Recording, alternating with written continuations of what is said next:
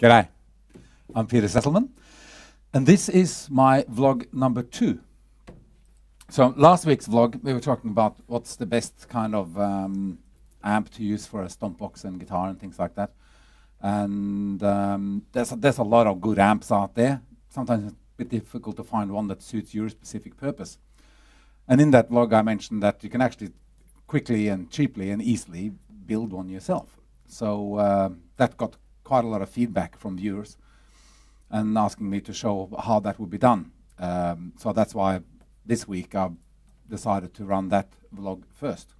I was actually planning something else this week, but hey, let's make hay while the sun shines. People are interested in how to build or how to make a acoustic stomp box amp. Let's go with that one. So it's actually quite simple. First of all, you need a few little bits and pieces. So by hunting around on Facebook Marketplace or eBay or Gumtree, you can usually find a whole heap of second-hand subwoofers, usually from a car or something like that. You can get home theater ones too, but in this case, I'm going to focus on one that would have lived in a car. For the reason that it would be 12 volts, and that can be really handy if you're doing busking and things like that. You can just run the whole thing off a battery. So today I'm going to look at 12 volt subwoofers that are turned into little busking amps, little practice amps, or little amp to play with at home. This is not something that you would use at a concert with 1,000 people. You'd probably want something slightly bigger and a little bit more professional, maybe a little bit more expensive. But this is a way of putting together a little busking amp that would sound fantastic and not cost all that much. So I have quite a few here. This is one that I bought on Facebook Marketplace. I think I only paid about $50 for it. It's quite a nice Orion sub. I'm not going to be using this one today because I want to keep that as it is. So I'm going to put that away. I just want to show you what you can pick up. Here's another one. This one I built the box. I'm not going to show you how to build a speaker box today because there's heaps of videos on how to build a box. And that's not what this is about. This is about just taking what you can easily get your hands on and turning it into a functional product. So this one's handy because I got a luggage trolley. I put the amp at the back there, little mixer. It's got a tweeter and a sub at the front here, and you can just wheel it with you. You can sit on it when you play. It's a really practical little unit. So that's easily made. I'm going to put this one away too. And concentrate on what we're going to make today. So again, on one of the marketplaces, I picked up this setup. It was about $50 or $60. There's a lot of kids out there who have expensive car stereos with subs and all that type of stuff in it. They either sell the car or they moved on. They don't really go for that doofa anymore. So they're just clearing out their old subwoofers and amps. Every time I look, there's at least 3 or 4 for sale. So you shouldn't have any problems picking one up, I would think. So this is a fairly rustic one. I reckon somebody built this box themselves. There's nothing wrong with it. It's just a chipboard box. It's got a 10-inch subwoofer in it. It came with an amp. This is a 4 by 50 watt RMS. This is 200 watts and beyond. Now these amps are also bridgeable because we're not running stereo. I'm just going to bridge one of the channels and make it 100 watt. It's got a power in. It has some inputs and things here where you can run your little mixer in, and you can select if you want full range or if you want to shelve it. Like normally they'll be set to shelving if they would just run as a subwoofer, but we want them to be full range, so I'm just switching them back to full. They also have a little gain control where you can adjust then once you've got it all plugged in so it doesn't distort or anything like that. So these are pretty good amps. They're solid amps, and again, as I said, usually you can pick up a speaker with the amp for around about $50, $60. So in addition to that, you'll need a little mixer. This is a little Behringer. that runs off 12 volt. It's important, unless you've got a battery-powered mixer where you can put batteries in the back, like a 9 volt or something like that, and just leave it as a separate unit. It's preferable for it to be 12 volts. You can run it off the same battery. Then I went to my local electronics store and bought a tweeter. This is a cheap piezo tweeter, anywhere between $10 and $15 for something like this. You don't need a capacitor on the tweeters, because on piezo tweeters, because piezos are already a capacitor. So they're kind of just plug and play, really. Little bit of cabling and plugs and bits and pieces. You don't really need to know how to solder to do this. I personally always think that if you're a musician that uses instruments that need to be plugged in, you should know how to solder, because at some point or another you want to fix a cable, or you need to do some emergency repair. A little soldering iron, a little soldering kit, I think would be a great idea for any electric musician.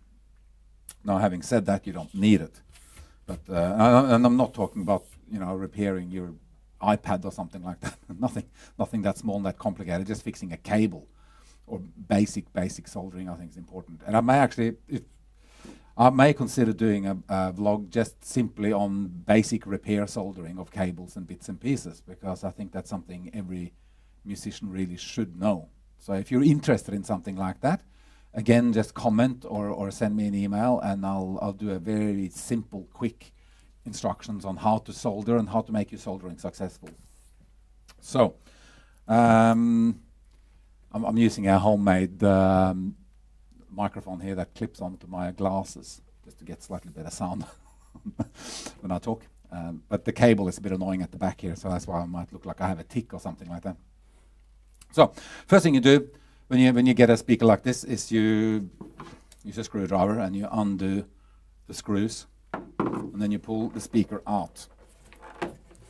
Okay, and usually what you will find inside the box is nothing.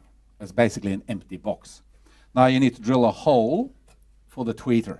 So using a hole saw like this, and a drill, of course. I'm not going to show you how to drill a hole. If you don't know how to drill a hole, then just check out some videos on YouTube. I'm sure there's instructions on how to make a hole. So find one which is as close as possible to the back size of the tweeter, so it sits nice and tightly and doesn't leak too much air. Then you drill a hole, and I just put the plug back in here. So we'll pretend I'm drilling. Okay, poof, little biscuit comes out. So now you have a box with a hole for the speaker and a hole for the tweeter. Doesn't get much simpler than that. Now, normally what I would do in this situation is I would grab some kind of padding, a bit of foam, an old pillow, anything which is a little bit soft, just to dampen out that chamber a little bit so it's not too boingy. Same kind of thing you would do with a kick drum. So I'm just going to shove that in there. There's nothing particularly high-tech about that. Then we've got our tweeter and we've got our woofer. Now, the tweeter, of course, needs to be wired in, so this is where you either need a bit of soldering skills, or you can go to a automotive stereo place, and they can usually sell you some cables with these slip-on shoes on them. They all seem to have, the car stereos seem to have that quite commonly, so that's not really a problem. So this is basically slip on. You got black and red or white and red or whatever, and the red usually signifies plus, and they just slide onto those little lugs. So that's very easy, but you've got to do that after it's in. So we'll put, in this case, I have the cable that's going to run off to the amp, and I'm just going to put that through here. And just bring it out the shelf port. I mean, ideally, you probably want to drill a hole and put a little jack plug or a speaker plug in there. This is just a quick demo. This is not a beautiful box, by the way. If you want to spend a bit of time on woodwork and make yourself a beautiful box, by all means. I do like beautiful boxes, but that's not the purpose of this video. This video is just to show you really quickly how you can make up a little acoustic amp. So then you have to thread the tweeter cable up through the tweeter hole. We then plug the tweeter in, positive, negative, goes in the hole. When you drill the hole for the tweeter, make sure that there's nothing inside the box that's going to restrict the tweeter. Like here, for instance, there's a piece of wood there, but I just miss it. Okay, so it just goes in there. Just check that you pick a spot where the tweeter will fit without too much akkumkrack. There's a bit of German in there. The sub then goes in here. Then it's really just a question of putting a few screws in. So I'll get my bowl of screws here. I'll fast forward this section.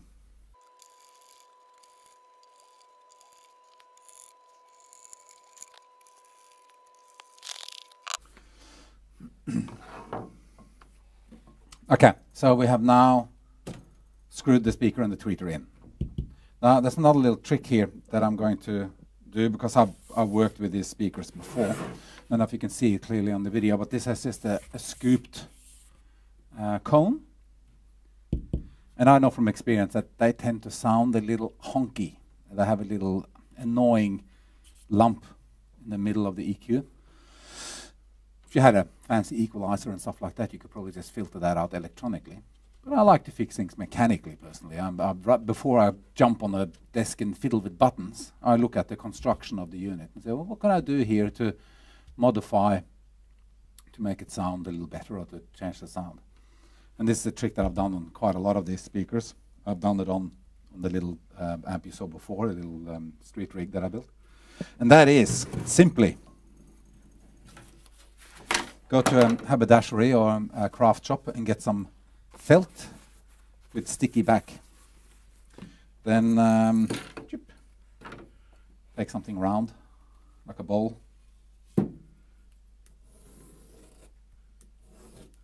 Draw a circle on the back. Grab a pair of scissors. Maybe get mom and dad to help you with this. Cut the circle out.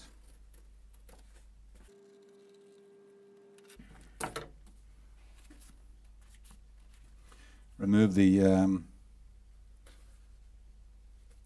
piece of paper at the back, exposing the sticky part.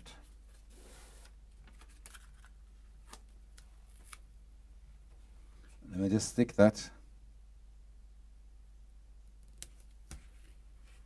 in the center of that cone.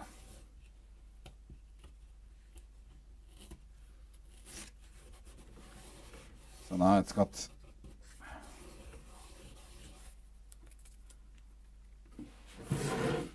a little bit of black felt in the middle there.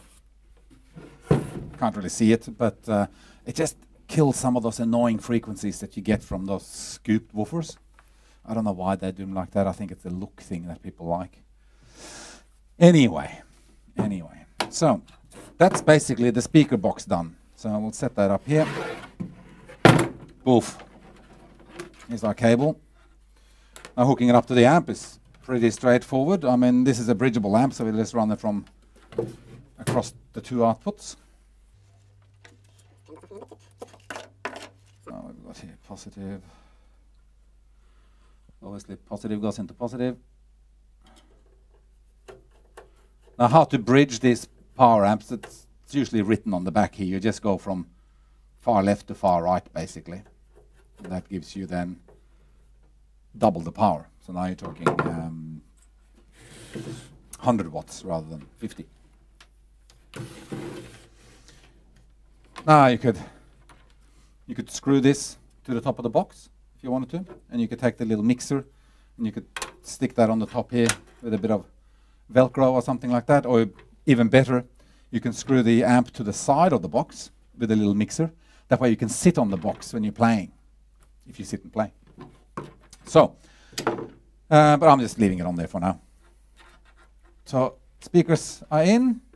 Now we just got to hook up to the battery, and we got to hook up our little 4-channel mixer. So here, what I have here is basically a plug-in power cord for the mixer with plus and minus out. And I'm just going to piggyback that off the power input at the back of the amp here. So positive goes into positive here. Negative goes into negative here. That way when I hook up to the battery, everything is on and working. Goes in there. So that's our power. Plugs into our mixer. So now we need to plug the output of the mixer into the front of the amp here. And for that, we need a RCA to jack cable. So this is a standard stereo RCA cable. Good quality one. Again, don't fall for a cheap one. They're not shielded. And a RCA to jack plug. That plugs into the back of the output of the little mixer, and that goes to the input, which is here. Plug that in there. So that's basically it. All we've got to do now is plug it in and see how it sounds. And I'm back. Again, I'm just going to demonstrate with the Mega Stomp. Put this here. Plug into input number 1. So we need a battery to run this. Down here I have a deep cycle 12-volt battery. Now this is the most expensive and heaviest part of the whole deal. But you could use a car battery, you could use any 12-volt battery as long as it has a little bit of grunt in it. You can even use a 12-volt power supply if you want to run off mains power. But you've got to make sure that your power supply has at least 10 amps output. A little 500 milliamp 12-volt power supply is just going to sound rotten, to be perfectly honest. Because this suck a little bit of power. This is a big amp here. So you need at least 10 amps. A battery like this, last time I tested on a bigger rig than this, got us about 5 or 6 hours worth of playing. So you could go for a smaller battery, something like a motorcycle battery or something like that. But that's up to you to experiment with. So let's plug this in. And we'll hook this up to the power. Always make sure you get positive and negative correctly. Now I should get a microphone here so we can get the full sound of what this sounds like.